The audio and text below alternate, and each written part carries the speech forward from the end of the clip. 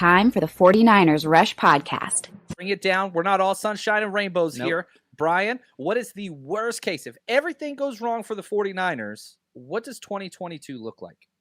I think worst case is they finished about 8-9 and missed the playoffs. I think you've got a lot that hinges on the success of Trey Lance and secondly on the interior offensive line. And they could go hand in hand. It could be an issue, whereas if those young interior offensive linemen don't give Lance enough time to where he, as an inexperienced, and not just in the NFL, he only started, I think, about 16 games in college. This is not a guy who was a 4-year starter and has all this experience. So if he gets dealt with a lot of pass rush issues, that could affect his decision-making.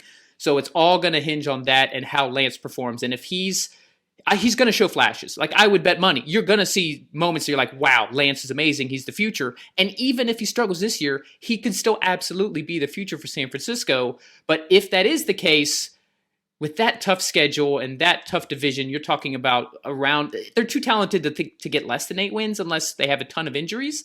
I say 8-9, miss the playoffs. My bullet points, before you give me your thoughts, John, and before these Niners fans completely roast me and I don't get brought back onto the show, Mitchell gets hurt. Obviously Eli Mitchell was a revelation as a late round rookie last year, but he did have some injury issues. And no other running back steps up, right? If Sermon, who I've actually seen better things about in this camp, if he doesn't do that, we kind of know what we're getting with Wilson.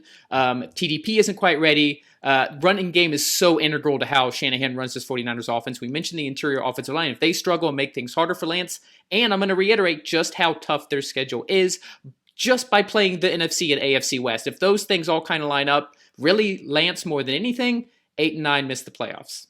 Yeah, I think so too. Just because the defense is just too good. Ben, he says it well. We need a bunch of injuries to only win 8 games.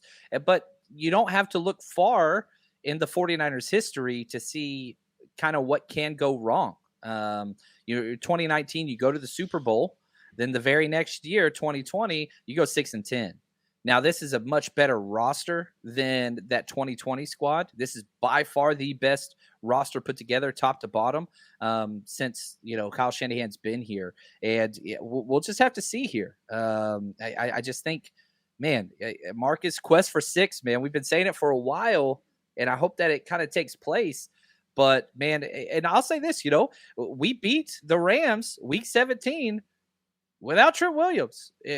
He's very paramount to the success of the 49ers for sure. Mm-hmm. And yeah, that tackle spot, there's some issues there. There's no doubt about that. That is true. But I don't know. They seem to have tried their hardest to insulate themselves from injuries so that 2020 won't happen again.